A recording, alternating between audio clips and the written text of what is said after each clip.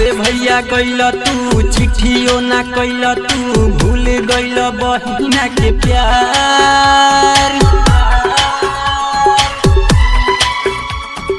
के कहरा के बांधी हो हाथवा पर राखी हो आइल बाटे पावन त्योहार आइल बाटे पावन त्योहार। जब से भैया गइल तू चिट्ठियो ना कइल तू भूल गइल बहिना के प्यार के कहरा के बांधी हो हाथवा पर राखी हो आइल बाटे पावन त्योहार।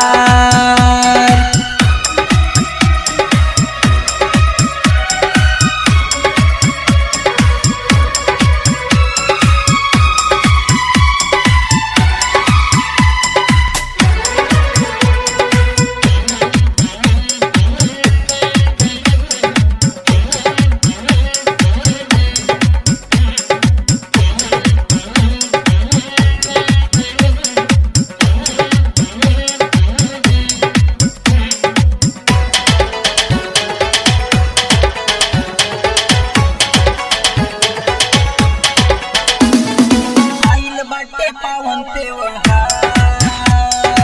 आइल बाटे पावन त्योहार।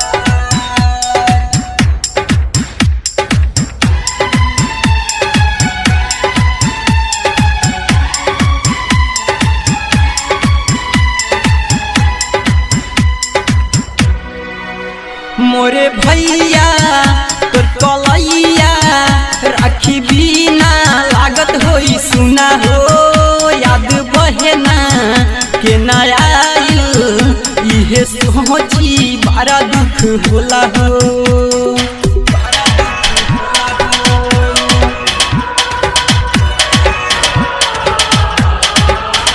मोरे भैया तोर कलैया राखी बिना लागत होई सुना हो याद बहेना के ना आइल इहे सोची बड़ा दुख होला हो।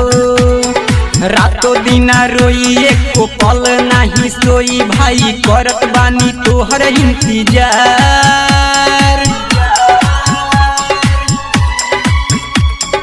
के कहरा के बांधी हो हाथवा पर राखी हो आइल बाटे पावन त्योहार आइल बाटे पावन त्योहार।